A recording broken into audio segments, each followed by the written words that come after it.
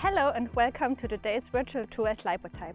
I'm Melanie and I'm the head of laboratory here in the company. Lipotype is a company dedicated to lipids and we are the Lipidomics leading service provider. Our technology is based on shotgun mass spectrometry and allows the analysis of 57 different lipid classes, meaning more than 3,100 individual lipids can be identified on species and subspecies level. Our services cover a broad variety of sample types, for example blood plasma, cultured cells, microorganisms, skin samples and tissues. But actually, any kind of biological material is feasible. And per analysis, only minimal sample amounts are required. For example, just 1 microliter of blood plasma or about 100,000 cells. This wide range of sample types makes our technology applicable for customers from very different fields, including food and cosmetics industry, biotech and pharma, and of course, academic researchers. With the high throughput technology, we are able to analyze hundreds of samples per day, whereby our customers benefit from a data reporting in no time. The Lipidomics service analysis procedure covers the whole thing, starting with discussing the project needs to assistance and to data interpretation. We provide support for the Lipidomics project planning, on lipid-related questions, and study design of the project. For sample preparation, we also provide detailed guidelines with all necessary information for a smooth preparation and analysis process. Once samples are ready for shipment, we support our customers during this process as well, including requesting import permits and shipment provider communication. After samples arrive typically at Lipotype, the service continues with the lab work. The first step comprises the lipid analysis itself. Therefore, the samples are further prepared and lipid class-specific standards are added to each sample in order to provide normalized and quantitative data. The lipid extraction is performed with an automated liquid handling robot. The resulting lipid extracts are directly infused into the mass spectrometer. After the mass spectra are acquired, the data analysis starts with the identification of the lipids with the help of Lipotype's biology software. In the end, the customer receives a process data report with figures and raw data outputs in picomole and mole percent values separately for every individual lipid detected in each respective sample. A browser-based data analysis tool is also available to go through the data and easily create custom graphs for downloading, which are ready for publishing.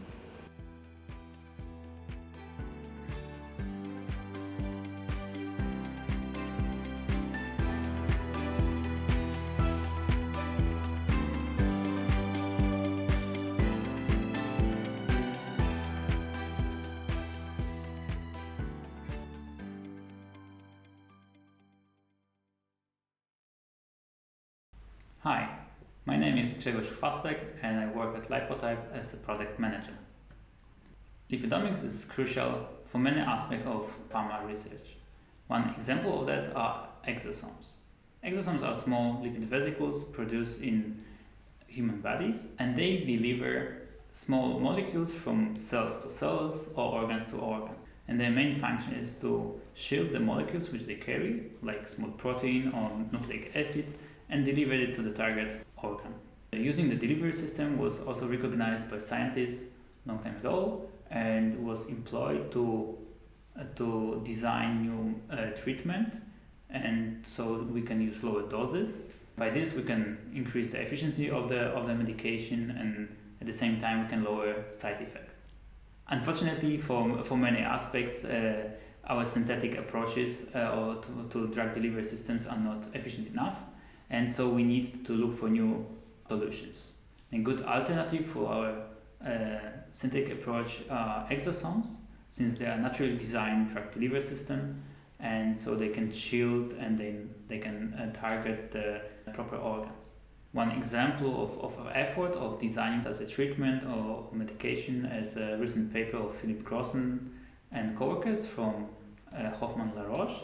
And the main motivation of this work was to find new source of exosomes which could provide industry relevant quantities of exosomes. So in this paper they use our services to characterize the source the lipid composition of exosomes, and to see or to check whether during the preparation process and purification process, whether the composition of exosomes stays the same. One big success of the study was that the new drug formulation was designed when exosomes were mixed together with nucleic acids, and by oral administration it was possible to show that the nucleic acids were delivered to organs like liver, for example.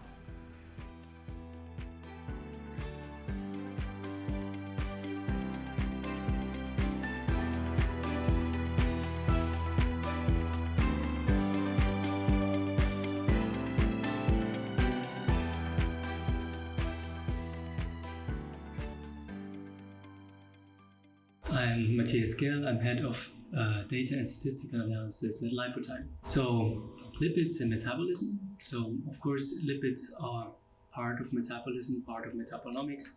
So lipidomics investigates lipids as individual species, and these all have different rates of synthesis and rates of degradation.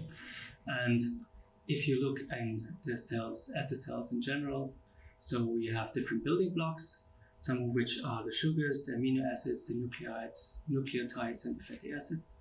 And these are then usually assembled by covalent bonds to different macromolecules. And the respective macromolecules would be the polysaccharides, the proteins, and the nucleic acids that you have in your cell. However, for the lipids, that's different because they're usually non-covalently joined together, and the closest thing that you have to a polylipid is the lipid membrane, the loose combination of lipids in a membrane. And this is what we're actually investigating to a large part. Then we have different samples that we can look at, and most biological material contains some lipids in measurable amounts, and these can be either tissues that you have, whatever, heart, muscle, adipose tissues that contain lipids. That could be cell culture cells, that could be yeast cell cultures, but it also could be, from case of a human, blood plasma or serum, and but also skin samples. The skin is actually interesting because they're gonna be peeled off by a tape, and this is also contains enough lipids that you can analyze these.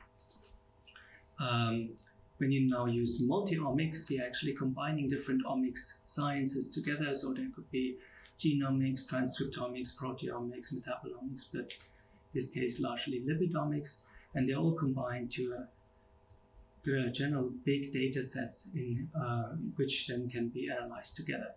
And there you can then have nice cross correlations between, let's say, lipids and their synthesizing proteins. This is also something that has been used for the story that we're also looking at. And here there were pig livers that were obtained from biobanks. And then one was a wild type and the other one was a model for a diabetic person, or in this case, diabetic pig. All kinds of omics analysis was done. That is basically transcriptomics, proteomics, and lipidomics, for example. And these were then combined individually, but also together analyzed. And what we see from the lipidomics data is that these diabetic pigs had elevated triacylglycerides, but also the precursor to triacylglycerides, and that indicates that this is the state of a diabetic liver in diabetic patients. Also, all kinds of other membrane lipids were actually down, which are, for example, phosphatidic acid, cholesterol, sphingomyelin, and phosphatidylserine.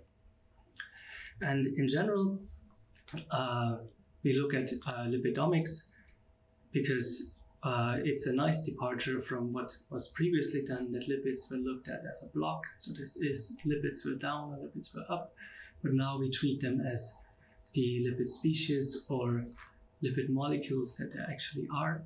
And by doing this, we can actually go into connections to enzymes, connections to proteins, connections to pathways, and such provide handles for the researcher and their future experiments, because they have to have something which they modulate in future experiments.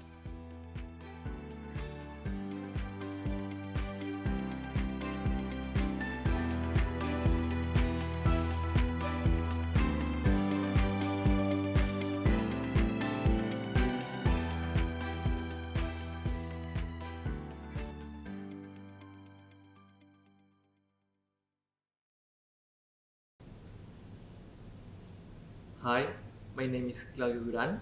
I'm a doctor in computer science and I work as a data analyst at Lipotype. Today, I will introduce you briefly why lipidomics is so important for biomarkers design, and I'm going to also particularly mention a study about multiple sclerosis and plasma lipids. Before entering into the detail, let us define what is a biomarker.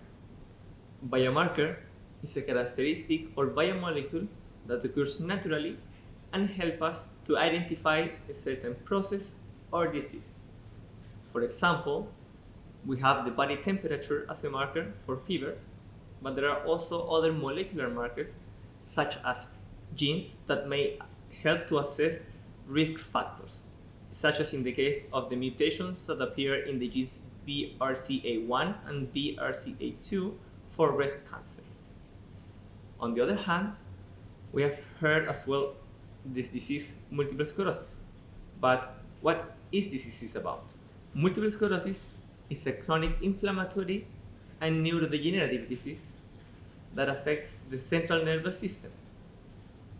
How it works is that our body attacks the protective myelin shell on the neurons in the brain and the spinal cord of the subjects. The damaged myelin can cause communication problems between the central nervous system and the rest of our body. Now, there are about 3 million people worldwide living with this disease, and about 300 people are newly diagnosed every day.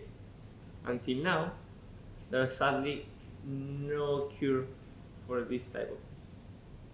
Now, one of the major problems of multiple sclerosis is that different individuals have much diverse symptoms and progression of it, making it difficult to spot it, especially in early times.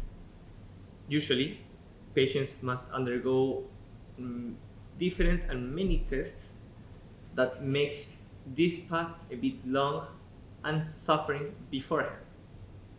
Therefore, it is good that if we can find and identify a lipid biomarker, this could potentially improve patients' life. So why lipidomics? Neurobiological researchers think that the clinical symptoms that we look up for today in multiple sclerosis are not the only ones, but also the lipid metabolism is altered. Therefore, it is good to make lipid analysis to find certain signals for a better diagnosis, treatment, and monitoring of the disease. Lipid metabolism plays a critical role in neural cell structure, function, and health. Therefore, it is thought that in multiple sclerosis, lipids may affect direct or indirect to the disease. Myelin, this nervous protective shell that is attacked in multiple sclerosis, is made principally by lipids. Therefore, lipid metabolism is so important for the remyelination, which is the reconstruction and repair of myelin. But lipids are also important in other types of signaling in inflammatory responses and neuroinflammation. So the idea is in this study is to identify lipid signatures or biomarkers to improve the diagnosis, have a better treatment and monitoring of this disease. Many monozygotic twins were recruited all around Germany, from which 73 were selected, where only one of the siblings had multiple sclerosis. Now, blood samples from these patients were taken in early morning in a fasting condition. From these blood samples, at the end, 243 lipids were taken into account to proceed with statistical analysis. As a result, in lipid class level, there were two mainly classes that were statistically different after p-value correction between the multiple sclerosis and the healthy patients, namely ether phosphatidylcholines and ether phosphatidyl ethanolamines. In the case of the species level, there were 43 lipids differentially decreased in multiple sclerosis patients compared with the healthy individuals. In this case, most of the species were coming from PCO and PEO classes, but there were also found some phosphatidylcholine, phosphatidylethanolamine, and phosphatidylinositol species. Why are all these results so important? Well, it is known that ether lipids are not only crucial in the biophysics of the properties of the membrane, but they also play critical roles in lipid signaling and inflammatory responses. Furthermore, ether lipids can bind transcription factors that are known to have metabolic and anti-inflammatory functions. So these results show that the reduce in ether actually shows an altered lipid signaling in multiple sclerosis. Therefore, it seems reasonable to investigate more in this topic of lipid signaling for a better diagnosis, treatment, and monitoring of the disease. And although more studies are required, this seems like a really good start for the lipids and lipidomics to create biomarkers in multiple sclerosis. Thanks.